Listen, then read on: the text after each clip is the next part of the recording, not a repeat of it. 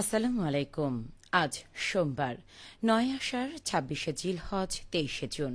বাংলাদেশ বেতার, রাজশাহী। স্থানীয় সংবাদ পড়ছি উম্মে সালমা। রাজশাহী বিশ্ববিদ্যালয় কেন্দ্রীয় ছাত্র সংসদ রাকসু নির্বাচন অনুষ্ঠানের লক্ষ্যে মতবিনিময় অনুষ্ঠিত হয়েছে। গতকাল সিনেট ভবনে অনুষ্ঠিত মতবিনিময়ে সভাপতিত্ব করেন রাজশাহী বিশ্ববিদ্যালয়ের উপাচার্য অধ্যাপক সালেহ হাসান নকিব। মতবিনিময় সভায় বিশ্ববিদ্যালয়ের সক্রিয় ছাত্র সংগঠনগুলোর প্রতিনিধিরা এতে অংশ নেয়। নির্বাচন সুষ্ঠু অংশগ্রহণমূলক করার জন্য ছাত্র প্রতিনিধিগণ তাদের পরামর্শ তুলে ধরেন। সেই পরামর্শের আলোকে উপাচার্য রাকসু নির্বাচন নিয়ে বিস্তারিত আলোচনা করেন। কাঙ্ক্ষিত নির্বাচন অনুষ্ঠান আয়োজনে তিনি সংশ্লিষ্ট সক্রিয় সহযোগিতার প্রত্যাশা করেন। মতবিনিময় সভায় উপ উপাচার্য প্রশাসন অধ্যাপক মোহাম্মদ মাইনুদ্দিন ও উপ উপাচার্য শিক্ষা অধ্যাপক মোহাম্মদ ফরিদউদ্দিন খান সহ অনেকেই উপস্থিত ছিলেন। শিক্ষার্থীদের নিয়মিত স্বাস্থ্য জীবন বীমার সুবিধার আওতায় আনল রাজশাহী প্রকৌশল ও প্রযুক্তি বিশ্ববিদ্যালয় রুয়েট। বীমা কোম্পানি জেনিত ইসলামী লাইফ ইন্স্যুরেন্স পিএলসির সাথে গতকাল বিকেলে যন্ত্রকৌশল বিভাগের সেমিনার রুমে এই সংক্রান্ত একটি চুক্তি স্বাক্ষর করেছে বিশ্ববিদ্যালয় প্রশাসন। এই বীমার আওতায় বছরে ১,১০,০০০ টাকার স্বাস্থ্যসেবা এবং মৃত্যুতে ২ লাখ টাকা জীবন বীমার সুবিধা পাবেন শিক্ষার্থীরা।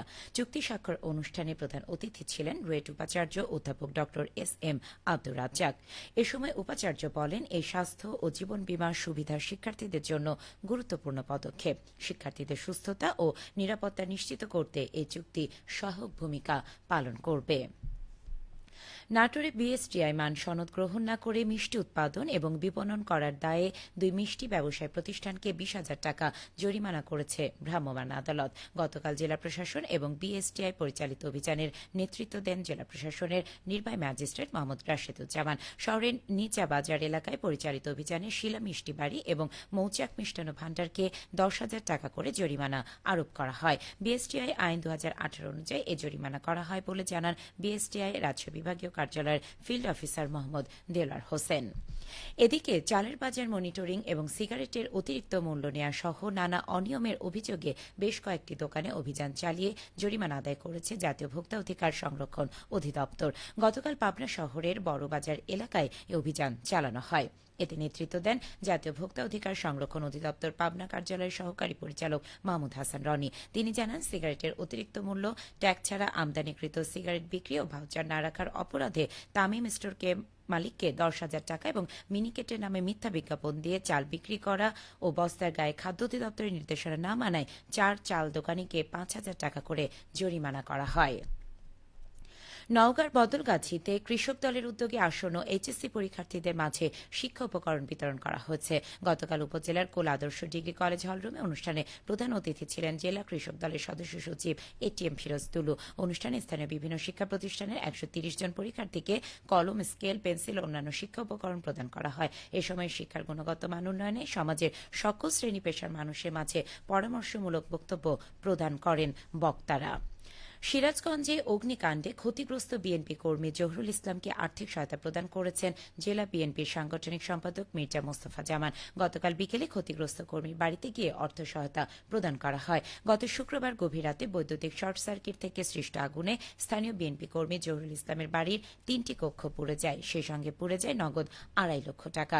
খবর পেয়ে সিরাজগঞ্জ জেলা বিএনপি সাংগঠনিক সম্পাদক মির্জা মোস্তফা জামান ওই কর্মীর পরিবারকে পুনর্বাসনের জন্য আর্থিক সহায়তা প্রদান করেন। বগুড়ার আদমদিঘিতে বেডো সমৃদ্ধি কর্মসূচি উন্নয়নে যুব সমাজ কার্যক্রমের আওতায় সামাজিক স্বেচ্ছাসেবা, নেতৃত্ব ও সম্প্রীতির উন্নয়ন শীর্ষক দিনব্যাপী যুব প্রশিক্ষণ অনুষ্ঠিত হয়েছে।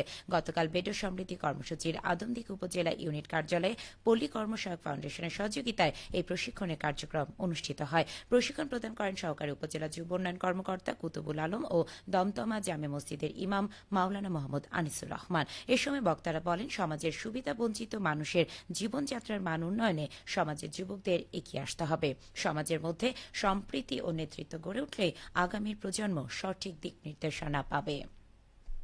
সেরা সাঁতারুর খোঁজে বাংলাদেশ শীর্ষক সাঁতার প্রতিযোগিতায় অংশগ্রহণ করে বগুড়ার আদমদিঘি উপজেলার জিনির সুইমিং ক্লাবের সদস্য আব্দুল কাজী ও সাদিক মণ্ডল নামে ২ কিশোর ইয়েস কার্ড পেয়েছেন। গতকাল বগুড়া সদর উপজেলা পরিষদের পুকুরে সাঁতার প্রতিযোগিতা অনুষ্ঠিত হয়। বাংলাদেশ সুইমিং ফেডারেশন আয়োজিত ও বাংলাদেশ নৌবাহিনীর সহযোগিতায় সারা দেশে প্রতিযোগিতা শুরু হয়।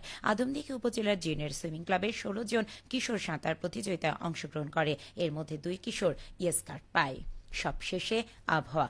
আজ সকাল 6টায় রাজশাহীতে তাপমাত্রা ছিল 26.2 ডিগ্রি সেলসিয়াস। এ সময় বাতাসে আর্দ্রতার পরিমাণ ছিল 96%। রাজশাহী পার্শ্ববর্তী এলাকায় আজ সূর্যোদয় হয়েছে ভোর 5টা 17 এবং সূর্যাস্ত সন্ধে 6টা 57। সংবাদ শেষ হলো। আমাদের পরবর্তী স্থানীয় সংবাদ দুপুর 12টা 10।